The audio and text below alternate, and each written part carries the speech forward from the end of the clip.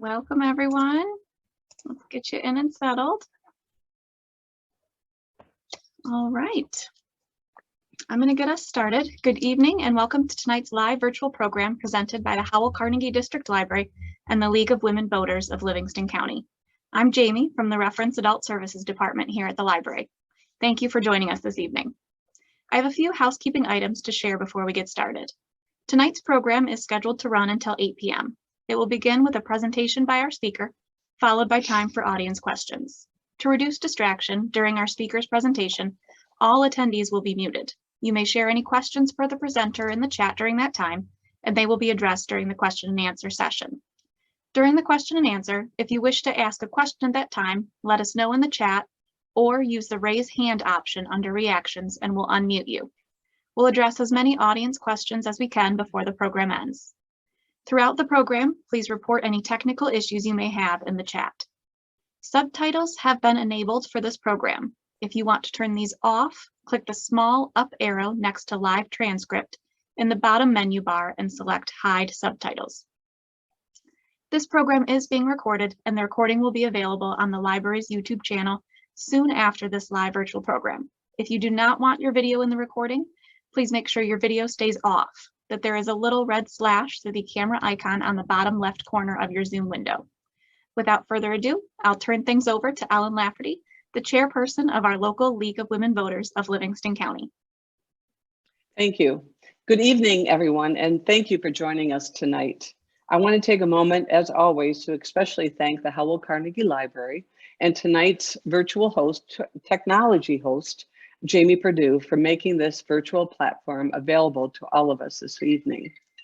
Tonight, the League of Women Voters of Livingston County are pleased to host an educational evening to help us understand, this is a mouthful, the National Popular Vote Interstate Compact Initiative, which has the support of the League of Women Voters both nationally and at the state level. If you're unfamiliar with the work of the League, we are a nonpartisan organization that neither supports or opposes political parties or candidates. The League remains one of the most trusted sources of nonpartisan election information for American voters. We are a nonprofit group that is dependent on individual memberships and donations to the League in order to be able to provide evenings such as this to Livingston County voters. We encourage you to learn more about the League and perhaps consider joining us through our website, lwvlivingstonco.org. And now I'd like to introduce our guest for the evening, Eileen Reavey. Eileen is a co-founder of the Grassroots advocacy group that pushed for the state of Oregon to pass the, it's going to go into acronyms here, NPV bill in 2016. She's now working to apply those organizing lessons in other states as NPV's Grassroots National Director. We may well see more of Eileen in 2024 when the Michigan National Popular Vote Interstate Compact Initiative might appear on our ballot. A little bit on the educational background on Eileen. She has a Bachelor of Science in Environmental Science and Public Policy from York College of Pennsylvania, and a master's degree in Environmental, Natural Resources, and Energy Law from Lewis and Clark Law School. She is currently based in Portland, Oregon, and has visited 14 states on behalf of the National Popular Vote. Eileen, thank you for joining us this evening. Thank you so much for having me, Ellen. I'm looking forward to the conversation and appreciate the introduction. Just going to go ahead and share my screen here. Just want to confirm you're all seeing the National Popular Vote logo now. Looks good. Thank you. All right, so today we are going to talk about how we elect the president currently, the flaws of the current system, and how we can move to a more equitable system where every vote is equal. So starting off with the basics, how do we elect the president now? We use the Electoral College. So on election day, you and I cast our ballots for the candidates of our choice, but the real vote is when electors meet in December and cast their ballots. So ultimately, there are 538 people who their votes are the ones that decide who the next president of the United States is. States are allocated one electoral vote for every representative that they have in Congress. So at a minimum, each state has 3 because every state has at least 2 US senators and then 1 member of the House. So to win the presidency, you need to win a majority of electoral votes. So currently that number is 270. I'm sure that number sounds familiar. That's what we're counting to on election night. And that's where that number comes from. It's a majority of the Electoral College. So who are these people? The electors decide who the next president is, and often we have no idea who they are. So the US Constitution gives explicit power to the states to decide how to choose their electors. So specifically, Article 1, Section 2 reads, each state shall appoint in such manner as the legislature thereof may direct a number of electors. So state legislatures pass laws about how to award their electoral votes, and this is a power that the Supreme Court has termed a plenary power or absolute power of the states. So currently, 48 of our states have the same law, which is that whoever receives the most votes in your state on election day gets 100% of the electoral votes. So we refer to these as statewide winner-take-all laws. So in California, if the Democratic candidate gets more votes within the state, they get all 55 of California's electoral votes. Same thing in Texas. If the Republican candidate receives the most votes in the state, they get all 38 of Texas's electoral votes.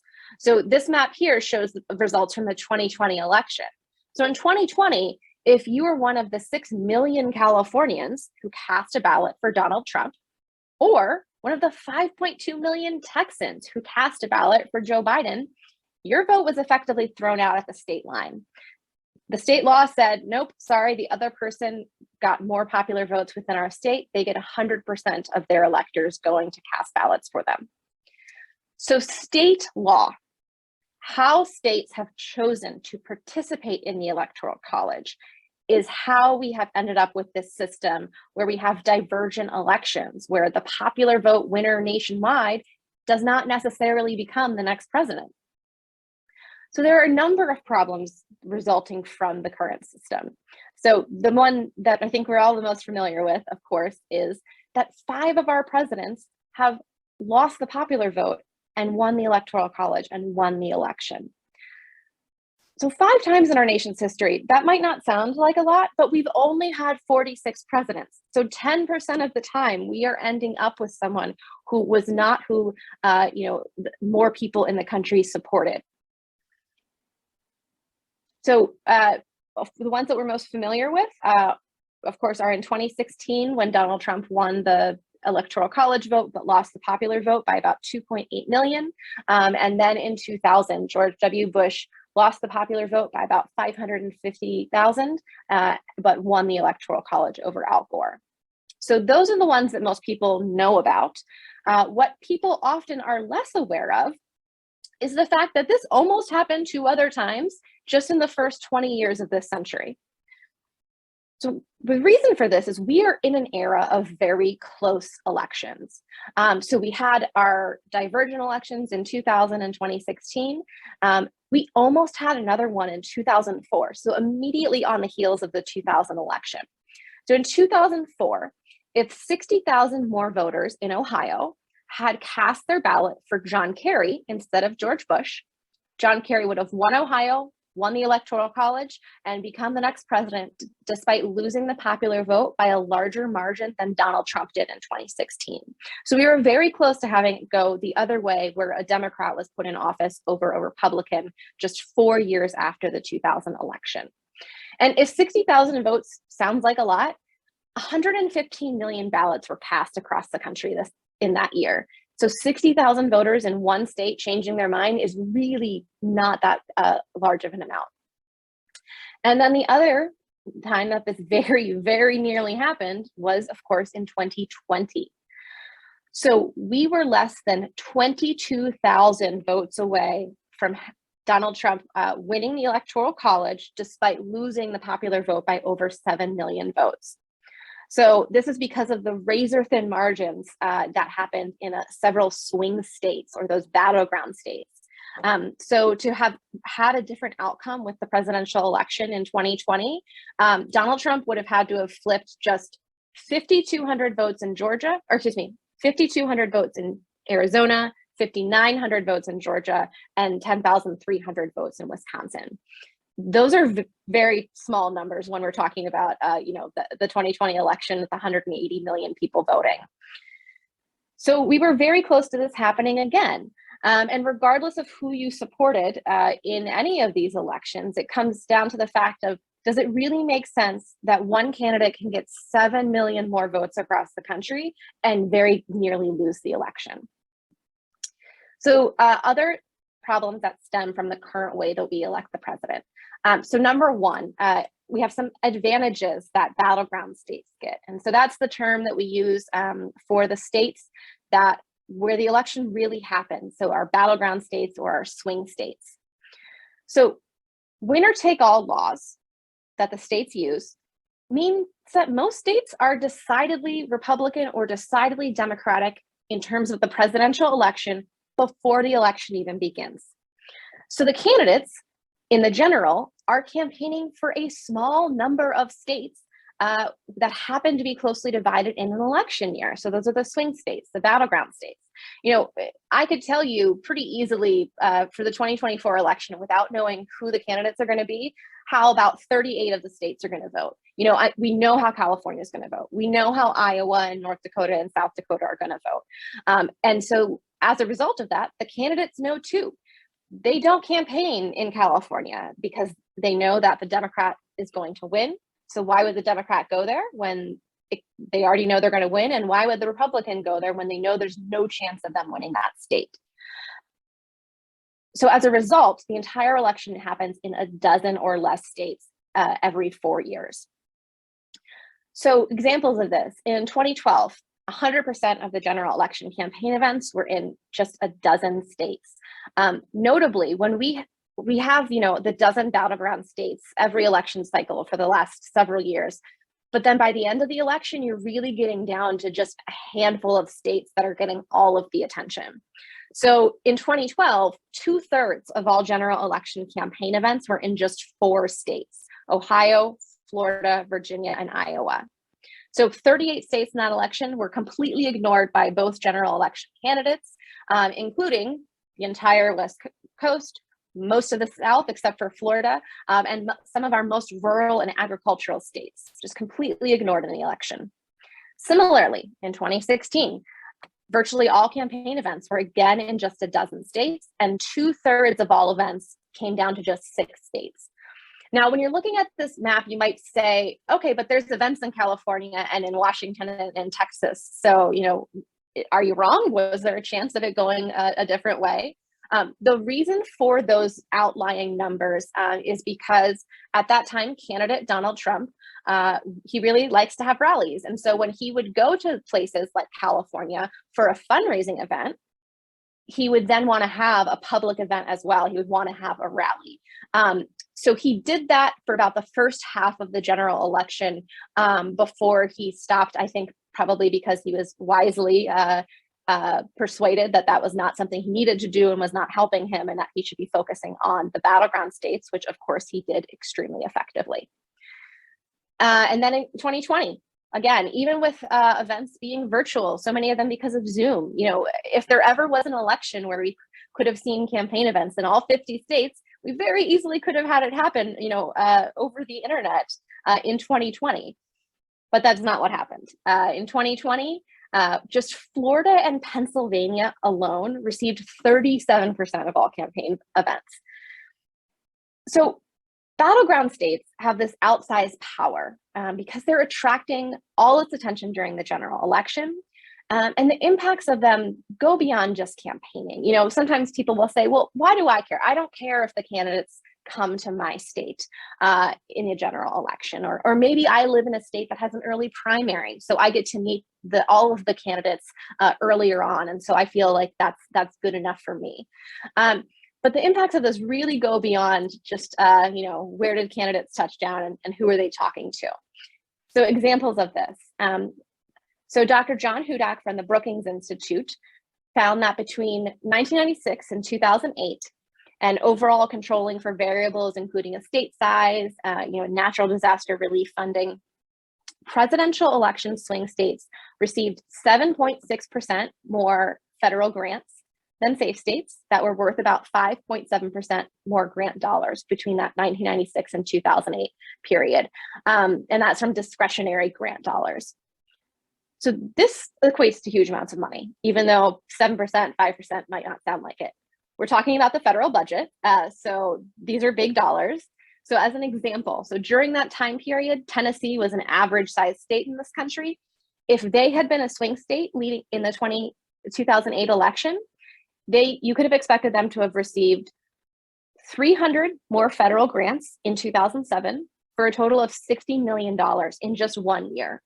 So if you know that you're consistently on that cycle to be, we know this state is going to still be a battleground next year, then for that 4-year period, you're getting an additional 1,200 discretionary grants worth a total of $240 million. So this adds up to big numbers. Now, similarly, highly competitive swing states get twice as many disaster declarations as non-competitive states.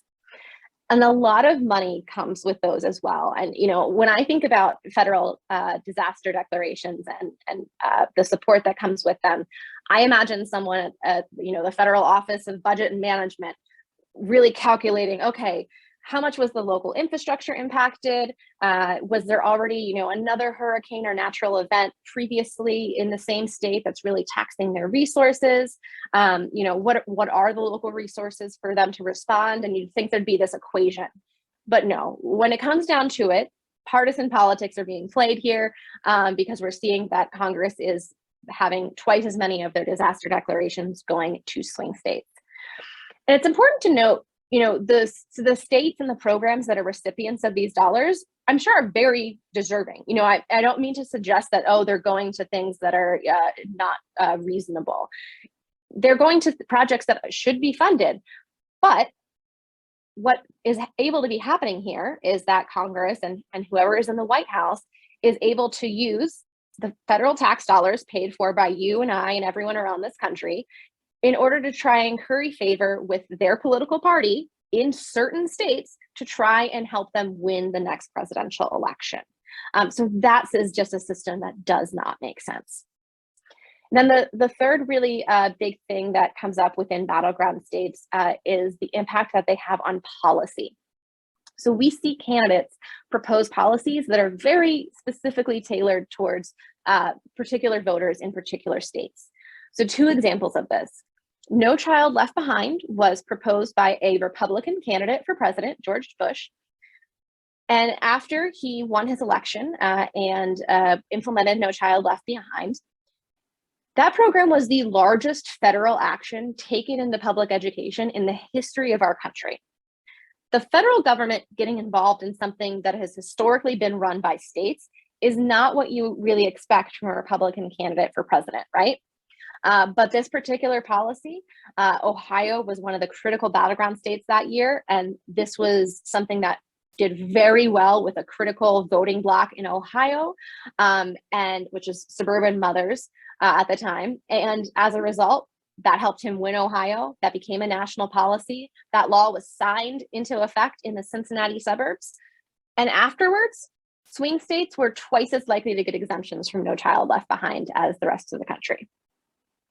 On the other side of the aisle, when President Obama was running for re-election, he had a federal tax credit program promoting clean energy.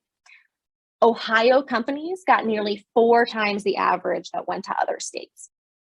So states that happen to be closely divided during an election year do benefit from their status as a battleground state. And I'm sure a lot of you are sitting here thinking, okay, well, we live in Michigan and that is very much a battleground state. It sounds like you're telling us the current system is great for us. But no, what you really should keep in mind when thinking about this is you are not always going to be a battleground state. You may not always live in Michigan. And the way that battleground status is, you are either a top tier state or you are completely ignored and out in the cold with the other, 37 states across the country. There's not a middle ground. And so the perks of being a battleground state are fleeting. States that were benefiting as recently as, 2016, like Virginia and Colorado, completely ignored in the 2020 general election because they had moved into the safe Democratic category for the presidential election. And so that very well will continue to happen. I think that we might see that with Florida, might move into the safe Republican category in the near future and won't be a battleground state anymore. And so that very much could happen in Michigan.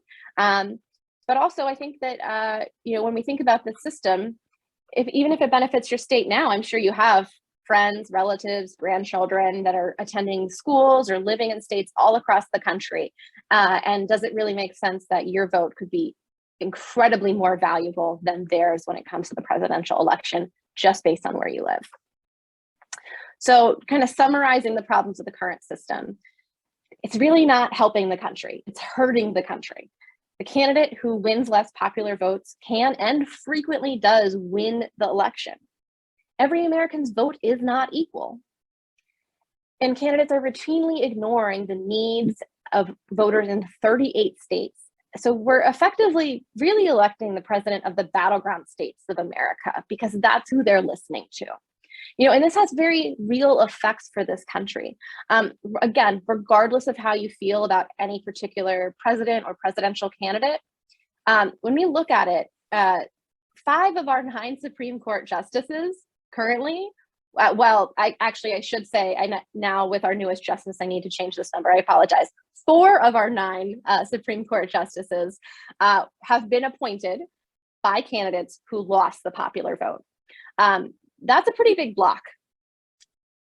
And what, actually, this is why I didn't change it. I'm sorry. The newest justice is throwing me off. She is replacing someone who was appointed by a president who won the popular vote. So the numbers stay the same. I'm sorry there. The new stat there is throwing me off. So it is 5 of our 9 justices were appointed by presidents who did not win the popular vote. And so you have a very critical system in our country, our justice system. We all know that has really big impacts on our everyday lives and state laws and a lot of things throughout the country. So when you have people where over half of them that are making these very critical decisions were put into place by someone who not the most voters really wanted to be in that office, that creates an environment in the country that I think has a lot of volatility, and a lot of people are unhappy and not liking the outcome of these types of things. So that brings us to how we should elect the president. So the national popular vote. Whoever gets the most votes in the national popular vote wins the election. So this is how we elect almost every office in the country. And we are able to modernize our presidential elections to make every vote equal. And the only elections that aren't using a system of whoever gets the most votes wins, honestly, there's systems that have evolved beyond that, that are using things like ranked choice voting or approval voting. There is nowhere else in the country or even in the world that uses an electoral college type system currently. So when we implement national popular vote, we have a system where every vote is equal. Candidates would have to care about the entire population's interests, not just those in swing states. So we break that system where candidates are advocating for positions just because they poll well with certain voters in critical states. In the 2020 election, in both the vice presidential debate and then one of the presidential debates, we heard about fracking. Now, fracking is an industry that is important to voters in Pennsylvania. It is not something that every state across the country really has a stake in.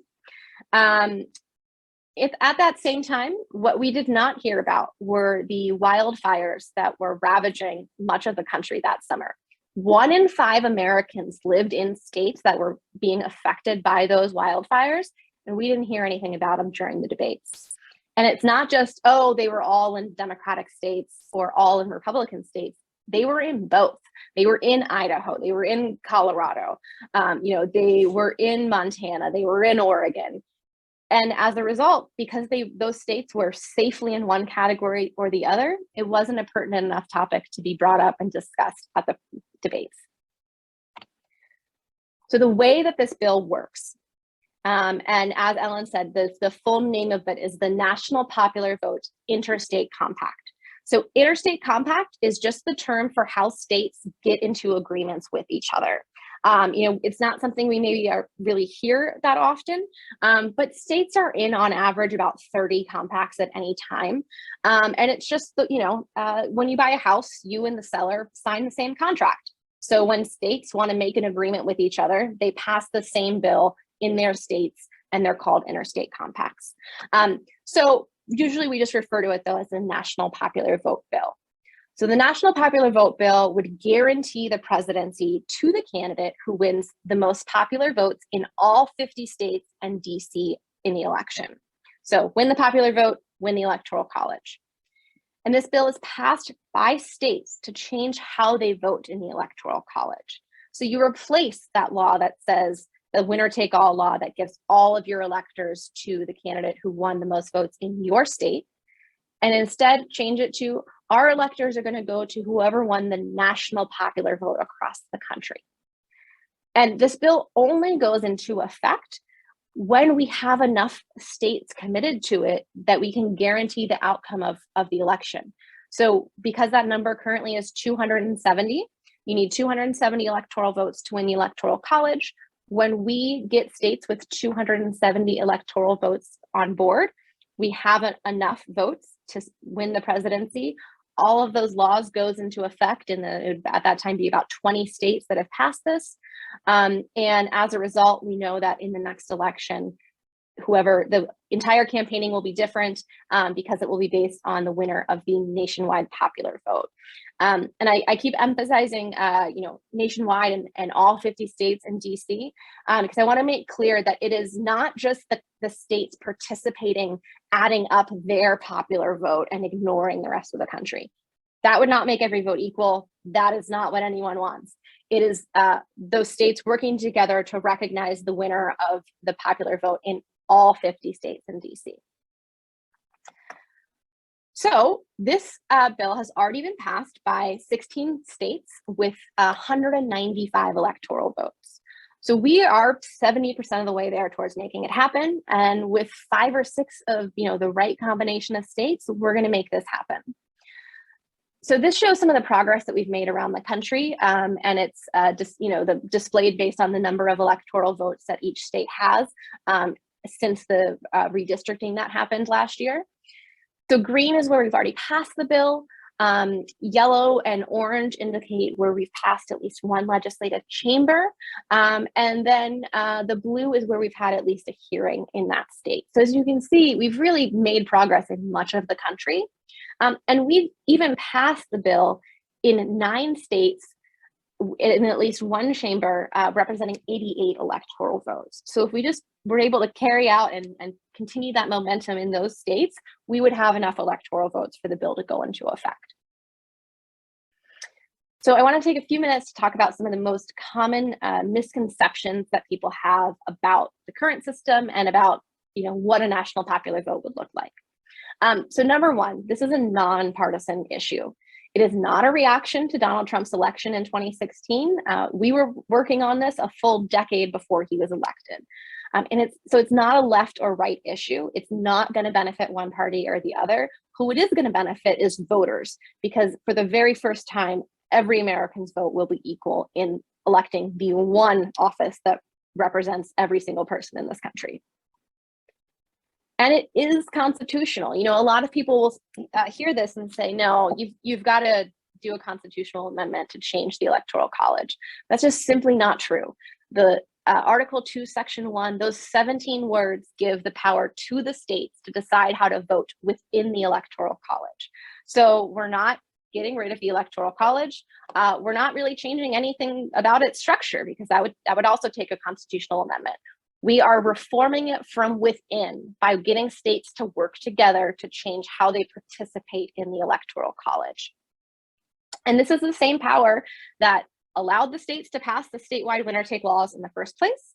And it's the same power that allows Maine and Nebraska to use a different system. They use the congressional district system, which is why I say, 48 states use this system. So it's that same power that we are using from this part of the Constitution to change how the president is elected.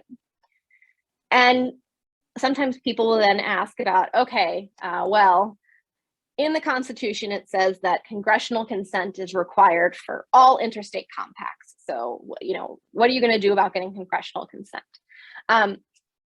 So yes, Article 1, Section 10 does say that congressional consent is required for all interstate compacts.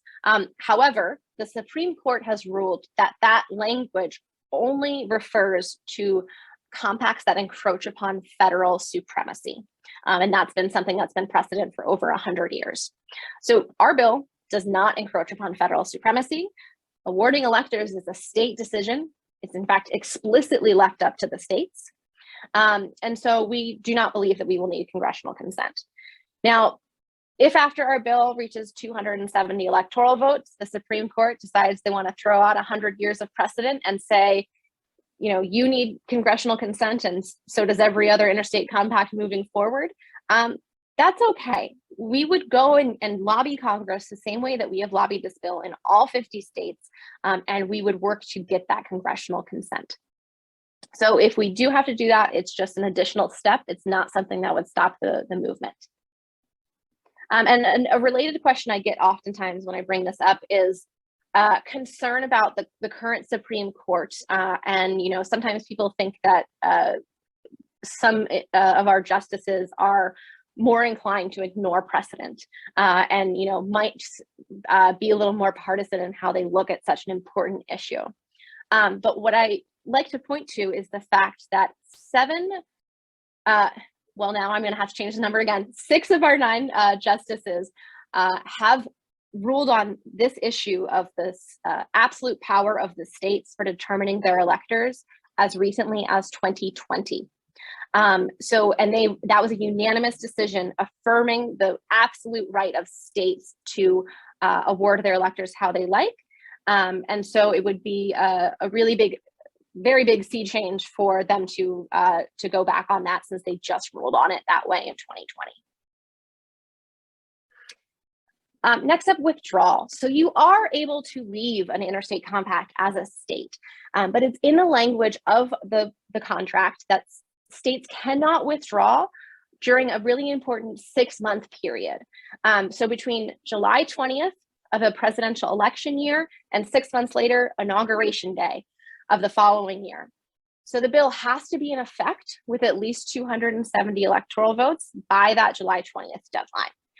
The reason for this, we want candidates to know what system they're running under.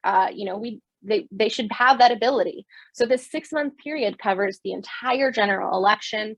And then of course, when our voting happens, the electors' voting happens, and when Congress counts the votes all the way up to the next inauguration. And during that time, no one can join the compact either. It's not as if, a month before the election, if a state signed on, it would then make the bill go into effect. No, it has to be by July 20th of an election year, it has to be in effect. And any state that wanted to join or leave, they could pass a law during that 6-month period to do so, but it would not be able to go into effect until after the next president was inaugurated. And this is not enforced by me or a Secretary of State or a governor anywhere, but in fact by Article 1, Section 10, Clause 1 of the US Constitution. So that's the impairments clause, which talks about how states can enter into agreements with each other. So it talks about this issue that states cannot do something unilaterally. So because they agreed to this 6-month period when they signed on to the compact, that they have to stick to that when they leave. And no state has ever in the history of our country left an interstate compact without adhering to the terms of the compact. So again, something that's very ironclad that if a state tried to do this, the Supreme Court would rule it to be invalid.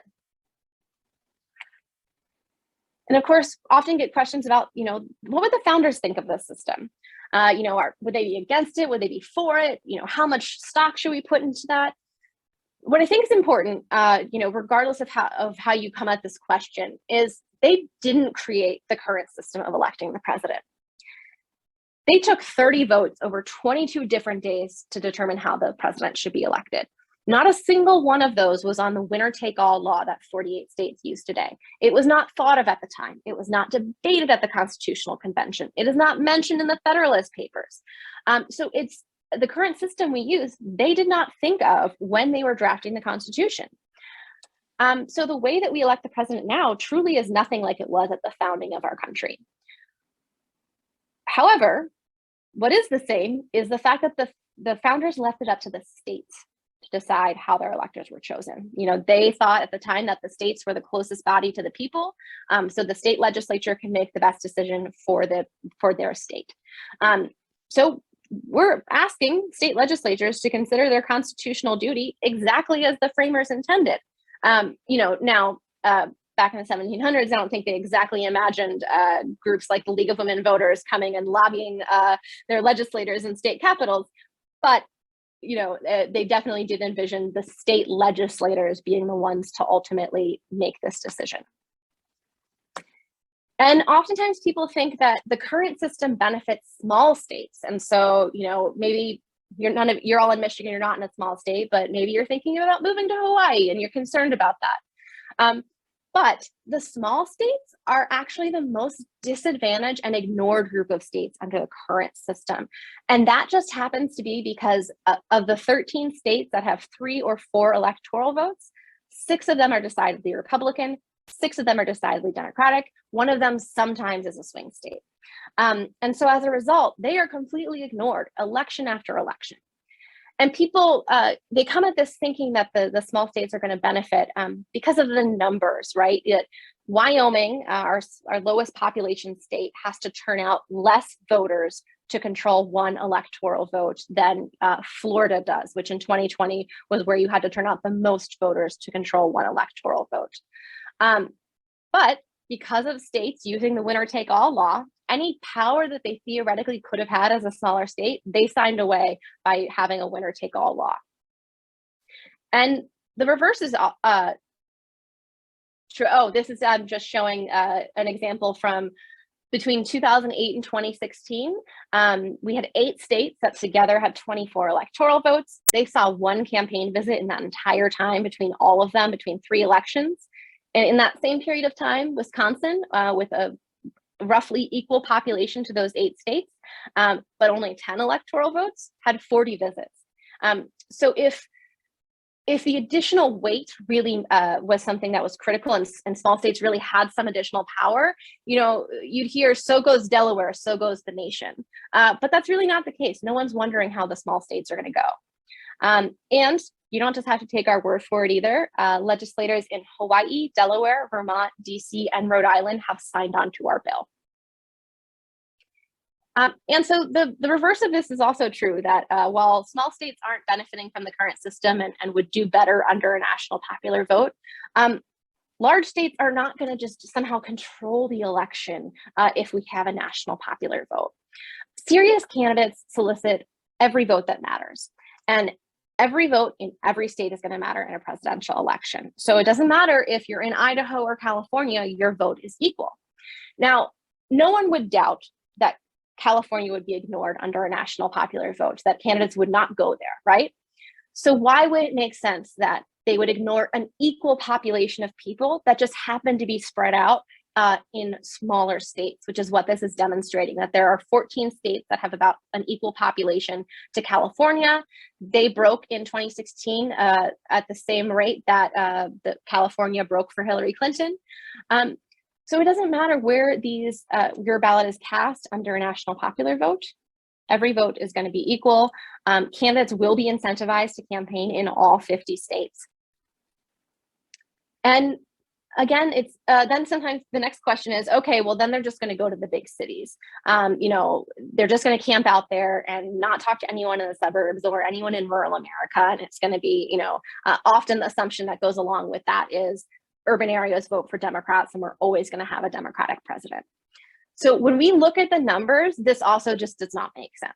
So if you add up the 100 largest cities in the country, and number 100 on that list is Spokane, Washington, with 208,000 people, which is not exactly a liberal metropolis. Those 100 cities have 19% of the US population. It just so happens that rural America, as defined by the US Census, also makes up 19% of the US population. So you could no more just talk to the 19% of voters in our 100 biggest cities than you could just talk to the 19% of voters in rural America and expect to win.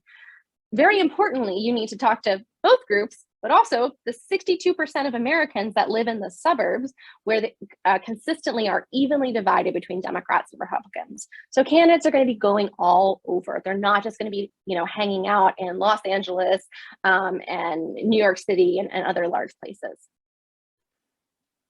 So we're going to have candidates campaigning, hopefully in all 50 states. They certainly will have reason to, and every voter in every state will be relevant in presidential elections for the first time. And so our political system will reflect the reality that I think is true for most of us, that when we cast our presidential ballot, we're not doing it, as an Oregonian or a Pennsylvanian or a Floridian, but as Americans, we're thinking about what is the best option for the country. And so this change allows our elections to reflect that reality. We do have a lot of national support. Since we've been working on this for over 15 years, a number of national organizations, as well as many organizations in the state of Michigan. We have worked on this bill in Michigan before. As far back as 2008, we had a bill there. We passed the House with bipartisan support that year, and we've had a bill in nearly every session since then. Notably, in 2018, so after the 2016 election, not surprisingly, things got a little bit more partisan in how people view this, even though it remains a nonpartisan issue. But in 2018, we had a bill that was sponsored by 15 Republican senators and 10 Democratic senators in Michigan. I looked at your legislators and for Livingston County, and I hope that these are the correct ones, at least under your current maps. And so these individuals, none of them have yet come out in support of national popular vote. So certainly would encourage you to write to them and reach out and talk to them about this issue. If you want to get involved, here are some of the ways, as individuals you can do it, but also making this a priority, for your affiliate with the league for the next session. We are going to be, running a bill in 2023 and hope to pass it there. If not, then yes, we're going to pick back up our effort to win this issue at the ballot in November of 2024. And there will certainly be a lot of work to get that on the ballot and then win the campaign if we are going to do that. If we do that, Michigan will be the first state where we proactively do a ballot measure. We've only been on the ballot in one other state, and we were forced there by a veto referendum. So it would be a very big undertaking, and we did win that campaign. But it would be a big undertaking if we chose to do that. So there will, of course, be lots of work to do all around the state. And with that, I am going to stop there and take any questions that you all might have.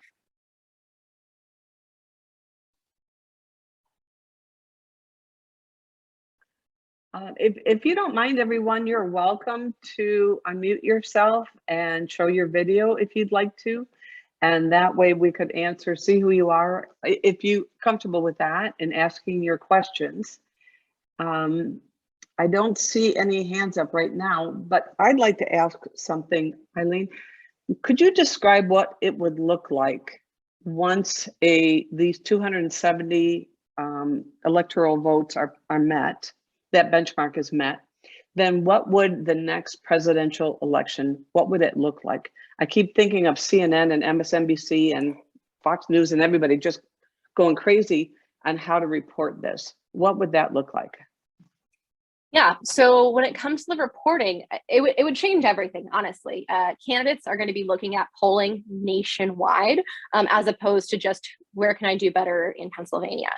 And so that's the entire conversation up around the election would be about popular vote. How does the nation feel, not just how do Georgians feel? On election night, I think we wouldn't necessarily really see the 270 map anymore, because we would know that whoever gets the most votes across the country is going to be the person who wins the electoral college. So I imagine that would be the count that they're looking at, is maybe a bar chart of going back and forth of whichever candidate is ahead. It is likely, although not certainly guaranteed, more likely than under the current system, that we will know the outcome of the election on election night.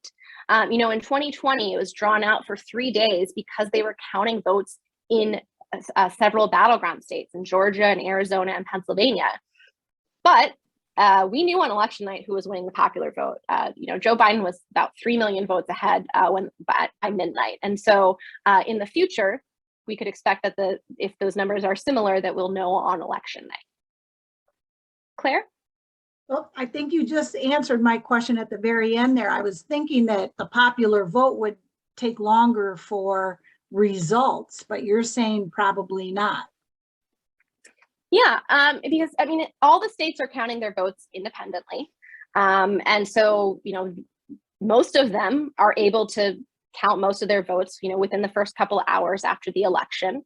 And we could expect, I think, the popular vote to be enough of a margin between the two candidates that it will be pretty clear which one is going to be ahead. Now, that's certainly not guaranteed, but based on how our elections have been recently, I think that's what you could expect as we get larger margins between the popular vote winners. Kathy and Russ have their hand raised, but you're muted, so. Here I am. How would the time zones during the election affect the popular vote? The tabulation. Yeah. So currently, all of that is up to state law, how late your polls are open in your state. So even within, just on, let's take the East Coast and Eastern time zone, some states stop allowing voting at 8 p.m. Some of them it's at 7 p.m. Some of them are at 7:30. So you would just see those numbers coming in the same way that we do now. That, I'm thinking of the 2020 election. There's like an alarm at 7:30 saying, okay, polls just closed in Florida. Well, okay, let's wait for the numbers to come in. So I think you'd have that same general activity happening where you're just adding up states by state. But it wouldn't really be too much affected by time zones. And if we take, on the furthest coast, except for Alaska and Hawaii, California obviously is a really large state. But because of how large they are, they have different laws for counting ballots that allow them to start counting them earlier. So if you cast a ballot a week ahead of time, they can start that tabulation process earlier. They're not allowed to release it, but at, let's say 8 o'clock on election night, they might already know how 40% of ballots are counted. Thank you. Can I don't see another hand up, so I have another question. And I'm trying to wrap my head around, you have so many states that you meet that 270 electoral votes. And so those states all agree that they're going to go with popular vote. Whoever has a popular vote wins. So what happens to those other electoral votes, those others that don't choose to join? What happens? Are they doing the electoral college? How does that work? Yeah, so they stick with their current state laws unless they change it to something else. So, let's say Maine is still not a part of the compact, then they'll still count their votes based on the congressional district. They will just know that their popular vote is the one that ultimately matters rather than the results in their state. By law, those would still have to be reported in all of those states, what the count is. Those electors would still go and cast their ballots. Those ballots would still be counted, by Congress, but they wouldn't really be determinative of the election. What could also be very likely to happen, though, if you have a candidate winning the popular vote, it's very likely that out of the remaining 30 states, they're going to have won the popular vote in some of those states as well. So we could see true landslide victories in the Electoral College where someone has 400 electoral votes, and the other candidate has only won 138. Interesting, fascinating. Are there any more questions? I don't see any more questions, and we're just about out of time. Have about 8 minutes left. I don't see anything else. Okay, I brought this up prior to us starting, and maybe you could just touch on what are the arguments against changing from the Electoral College? Yeah, a lot of it is rooted in misunderstanding. I was just talking to someone about this last night. It's a term we refer to as folk civics, that a lot of people think what they know about the Electoral College is accurate, like that it does benefit small states, and that they are deserving of that additional clout. But it doesn't actually help them because of the way that they have chosen to participate. And there's nothing that says that they have to have that. The Senate exists to give equal suffrage to all the states. They don't have to have an additional weight in the Electoral College. And so it's little things like that that often people get hung up on. And I mean, it's what I was taught. I think it's what's been taught, honestly, for decades in this country, are these things that are just not entirely accurate, because we have such a strange system that most people don't really entirely know the whole history of. And so a lot of those things are what people get caught on. If we zoom out to kind of the bigger conversation, something we often hear is people saying, okay, well, in the last 30 years, Republicans have won the popular vote once. I'm a Republican. Why would I support this when I think that my candidate is never going to win the popular vote in the future and never be president? So that's a big one. But there's a good answer to that, why that's not going to be the case. Candidates currently are not trying to win the popular vote. The last time that they really did, honestly, was in 2004, because George Bush had lost the popular vote in 2000. He wanted to win the popular and the Electoral College in 2004, and he did win the popular vote. And so we have to keep that in mind, that it's going to be a completely different campaign. Voters are going to be newly incentivized all across the country. Turnout in battleground states tends to be about 9% higher than in the rest of the country. So we could say that in about 38 states, we're going to have 9% more of their voters coming out to vote. And it might even be higher because people will truly know that every vote is equal. And then the one other thing that I'll add on to that is that, quite frankly, where Republican candidates recently have been campaigning to win the presidency, they've been doing quite well. In 2016, Donald Trump won the popular vote within the battleground states. And of course, he was able to do that in a way that allowed him to win the Electoral College.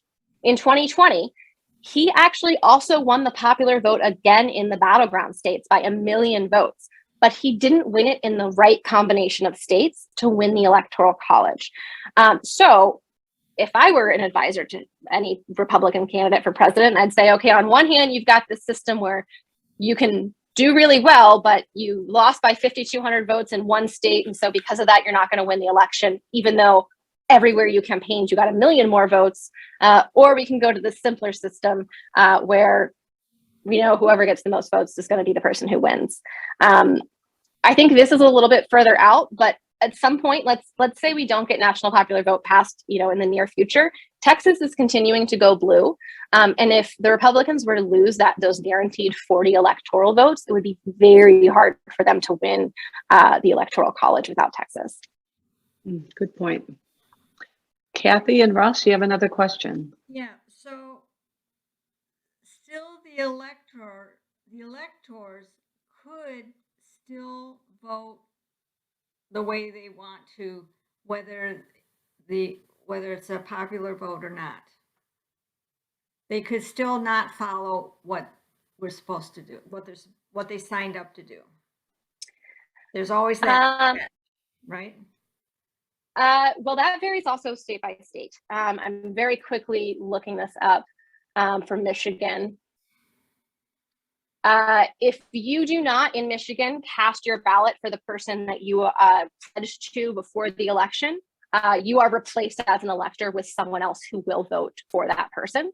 We have alternate slates of electors kind of as backup. And the thing to think about this is we get asked this a lot after 2016 because there were a number of people who were faithless electors. They did not vote for the person that was expected. But those were defections from Hillary Clinton to Republican candidates that were not Donald Trump because they were trying, it was a coordinated effort to try and have a movement of people that, okay, is there another Republican that we can support over Trump that Republican electors will vote for, which they did not get a single person to do that. So that very much is in people's minds because that happened, but it isn't something that happens regularly. And only one time in our nation's history has one single vote been cast in a way that was faithless and could have been determinative of changing the election. And that was in 1796. So I very much understand like why this sounds like a concern, but really when it comes down to it, you know, and I'm sorry, I don't know offhand for Michigan. I live in Oregon. The people that the electors are the Democratic, let's say for the Democrats, Democratic Party chair, Democratic Vice Party chair, and then the chairs of our 6 congressional districts. So they are very much people that they want their candidate to win. It's sometimes in some states, it's donors. In Pennsylvania, the candidates can just pick whoever they want. So it's people that are very unlikely to go against the candidate. And in about 33 states, they have laws that say if you don't vote for who you're expected to, you're replaced with someone that will. Okay. Thank you. Okay. Well, we are just about out of time. I don't see any more hands up.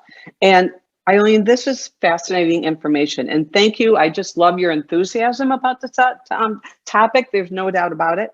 And it just makes total sense. Both sides of the aisle can obviously see the rationale to it. So we want to thank you for joining us tonight. We're going to share this recording far and wide.